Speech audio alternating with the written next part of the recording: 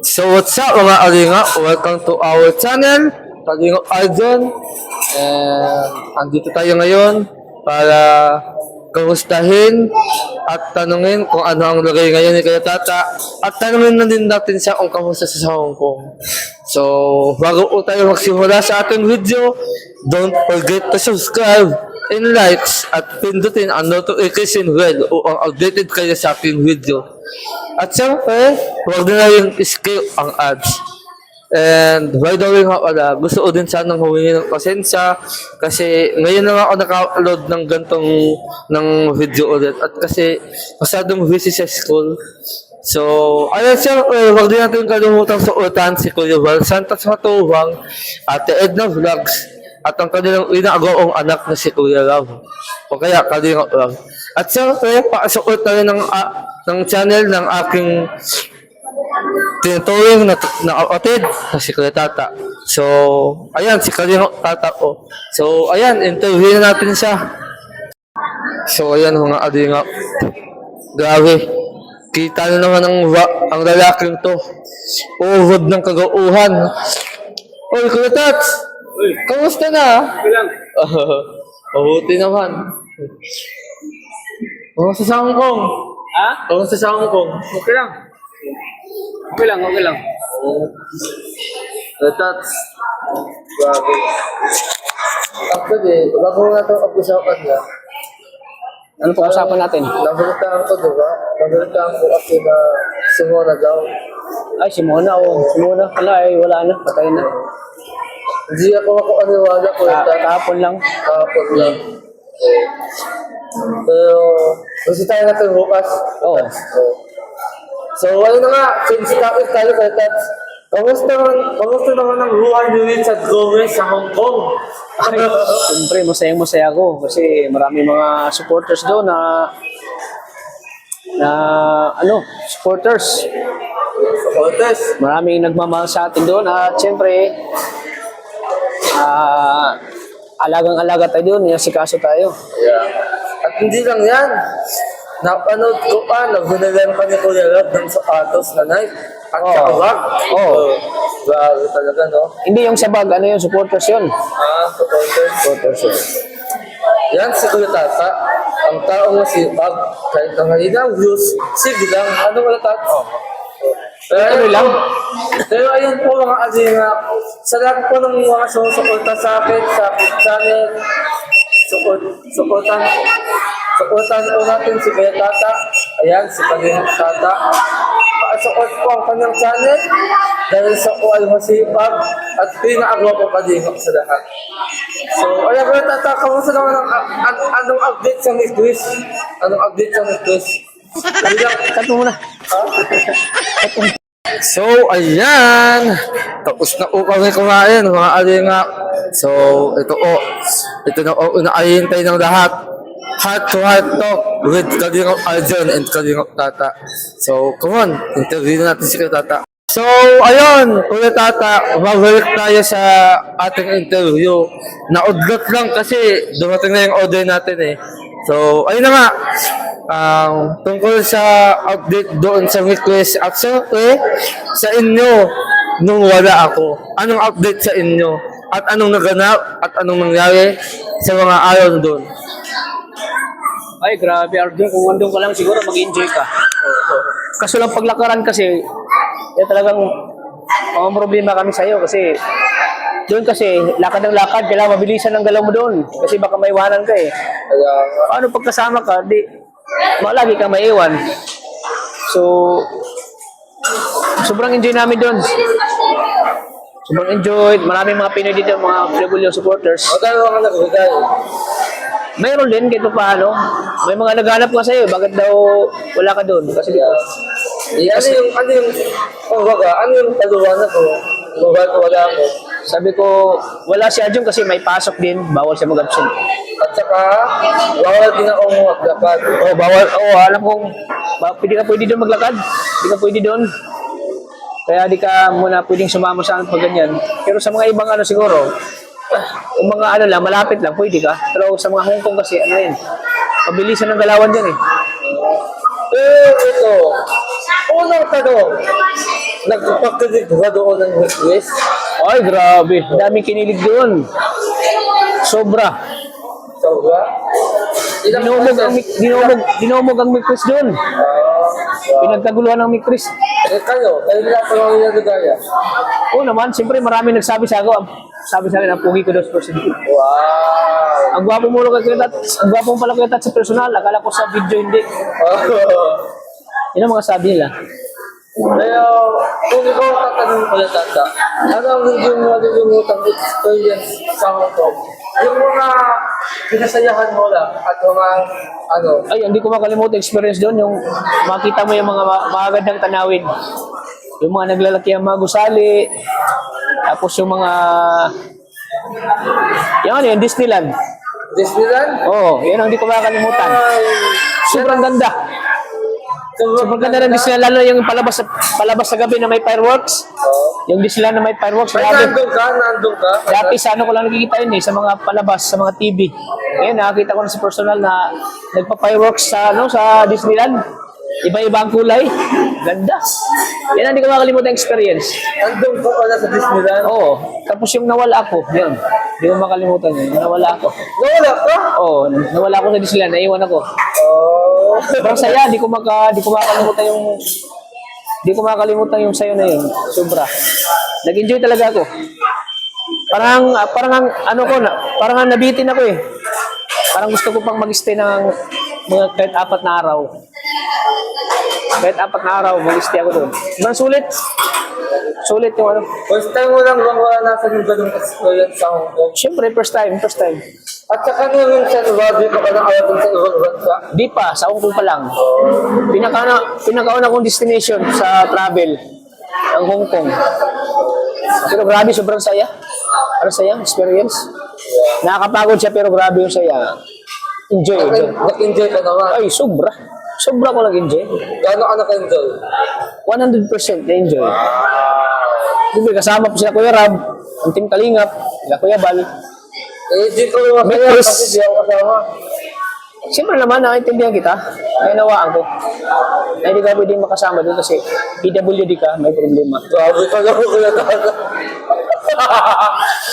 Grabe ka naman sa PWD. Siyempre, yung kalagayan mo kasi, baka ma-hold ka sa immigration, baka hindi ka matanggap, gano'n. Ito naman isang tanong na to kuya Tat. Nakita ko sa mga ka sa train. Ano ang pakiramdam nung makasakay ka sa train? Pakiramdam yung parang kinakabahan ka, yung parang, yung nakatayo ka, na habang sumakay ka sa train, sa sobrang dami ng pasahero. Maganda ba sumakay sa train? Ganda, daming babae. Daming babae makikita mo doon, Arjun. Kaya, Daming mga babae. pala hindi mo ako kasama eh. Pero kuya Tata, naminitahan ko na na parang kasi nilalakit ka dun sa dun sa yung may alawo, ba? Bakit? Yung siguro basta ko yun sa video eh. Pero wala tayong change topic na lang tayo. Ano ba ang ginawa doon na Torreya? Hindi na Torreya na kaya. Kayong tatlo. Siyempre, namasyal. Namasyal kung saan, kasama sa Kuya Rab. Pero, Sana makasama ka na sunod. kaya nga, sana nga. Pero nakiba ng pasasalamat ko ay Kuya Raul. Kasi Oo naman. nakakarating ka sa mga gantong lugar, Yes. mga ibang bansa. Mga lugar na, Mga mga lugar na di ko napupuntahan, napuntahan ko na. yung naunta. At binigyan pa ko ni Kuya Rab ng sapatos. Kasi ito sa personal na tanong tungkol sa buhay mo. Gaano ba kahirap ang buhay mo dati? Sobrang hirap. Hirap. Nagsumikap lang ako, nagtyaga. Siyempre, laging tumatawag sa Panginoon. Kaya, medyo... Sino ba ang inspiration mo? At sino ba ang dahilan ng iyong kasipagan at pagsisikap? Siyempre, Kasi unang-una, nalawag ko na ang iyong nanay, di ba? Confident sa nanay mo. siyempre, inspiration ko, unang-una, pamilya. Anak ko, Alam mo ulit at At siyempre ang Panginoon, so sila yung talagang doon ako kumukuha ng lakas sa kanila. Kapag ako ay nagbablog, nagko-content, nagcha-charity, doon ako kumukuha ng lakas sa anak, especially sa anak ko. pero yun sa gawa nung hirap ka na yung kunyari, yung hindi mo alam kung talagang tataas yung hit mo dahil wala ka ng pagtulong. Minsan ba, naisipan mo ng sumuko ulit at Hindi ako naisip kong sumuko. Tuloy-tuloy lang ako. Hindi ko naisip kong sumuko, tuloy-tuloy lang. Kasi, kaya nga kaya nga tayo, ganyan talagang buhay, minsan, mababa tayo, minsan tumaas. Pero hindi ko naisip ang sumuko kasi alam ko pagsubok lang yung mga ganito. Pagsubok lang to kasi kumbaga yung inalang tayo ng Panginoon yung binibigyan tayo ng mga pagsubok kung paano natin ito malampasan. Saka dapat huwag kang manghinaan ng loob kasi kumbaga challenge yan sa'yo. Challenge yan sa'yo na kahit na mababa man. Kasi ako pag mababa ako mas din ako mas naging matatag eh. Kapag mababa ako, mas din ako naging motivate ako sa sarili ko. Kaya kasi, sabi ko, hindi naman lahat ng panahon at oras ay mataas ka. May time talaga na medyo mababa. Pero go lang, tuloy-tuloy lang, laban lang sa buhay. Ang Panginoon ng loob. pero ito, last question na lang kasi mauwi na tayo at inaantok ka na. Ano bang masasabi mo dahil wala na si Mona? At siyempre doon sa kabahay mo, ano masasabi mo? Kasi hindi na makikita ng Mona yun. Nalulungkot ka ba? Siyempre, nalulungkot kasi unang-una, gusto ko sanang Makasay si Mona. mapasaya siya. Tapos gusto ko makalipat na siya sa bahay na pinapagawa natin para maranasan din niya yung buhay na marangya. Yung buhay na masarap manirahan sa magandang bahay. Pero sad to say po na yun, wala na tayong magagawa kasi ang buhay natin na hiram lang sa Diyos. At siyempre, malubha yung sakit niya, parang hindi talaga na kinaya. Dahil tayo ay tao lang. Siguro, pilit niyang nilalabanan yung sakit niya, pero hanggang doon lang talaga ang kaya niya. Hanggang doon lang talaga ang kaya ni Mona na sa buhay niya. Kasi ilang taon na daw alasang lumalaban sa sakit na, di ba? 5 years. 5 years ang lumalaban sa kanyang sakit. Eh, Sipin mo, 5 years siya nagtitiis. 5 years siya nagtitiis sa sakit niya. Grabe ang pinagdaanan niya, pero na-survive siya sa 5 years. Pero hindi na talaga niya kinaya nung huling wala na. Kaya ang mensahe ko kay Mona, kung saan man siya ngayon, sana maging masaya siya. Sana kapili na siya ni Lord, ng ating Panginoon. At sa lahat ng mga naulilan ni Mona, sa mga supporters niya, at higit-higit sa lahat, sa pamilya niya, anong mensahe mo? Ang mensahe ko sa pamilya na lakasan lang ang loob nila. Dapat tanggapin nila yung consequence, yung nangyari kay Mona. Dapat maging na sila yung mas mabuti kasi yung kapagpahinga na rin si Mona kasi kaysa nakita natin nagtitiis siya sa kanyang sakit. Yan ang masakit. Pero sabi ko doon sa pamilya nila, doon sa kapatid at mama ni Mona, tanggap naman nila na wala na si Mona kasi ayaw nila masaktan. Pero paano to? Ngayon wala si Mona, tuloy-tuloy yung pagmamutulong mo sa kanila? Hindi na, kasi si Mona lang yung tinutulungan ko eh. Si Mona ang beneficiary ko, siguro ma-stop na. Kasi malalakas naman sila eh. Kaya naman nila manat ng buto, kaya nila magtrabaho. Huwag silang umaasa sa akin. Dapat siya, dumiskarte din sila at maghanap buhay. So, ayun po ito. Papapaalam na tayo. So ayan mga Kalingap, pag-like at share po ng video nito. Suportahan natin si Kalingap Arjun. Okay. At sa kaya kanyang channel, ayan, suportahan nyo din po. Kalingap Tata. So, yan mga Kalingap. Tayo ay nagtatapos na sa ating video. Ayan po, sa lahat po na nag-enjoy at nanood dito sa ating video. Sana ma-active kayo sa interview ay Kuya Tata kasi gawin niya ako ng buwan dati. And siyempre, matulungan din nakatap yung views niya na lalong dumami para dumami rin yung kanyang pinatulungan. Kasi si Kuya Tata, sa kanya ko natutunan kung paano kung paano mag-motivate sa sarili niya. At sa kanya ko natutunan kung paano mag-vlog. Kaya Diba? tuloy-tuloy lang ang pag-vlog mo. Upload ka ng upload, Oo.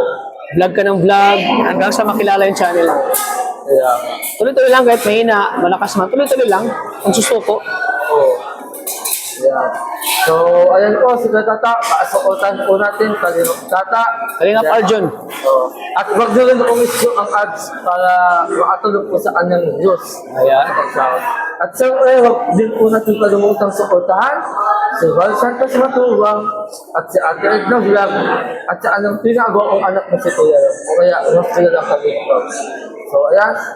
Lagi po natin tatandaan, lagi po tayong mahal na mahal ng Panginoon. Bye-bye po. Bye-bye!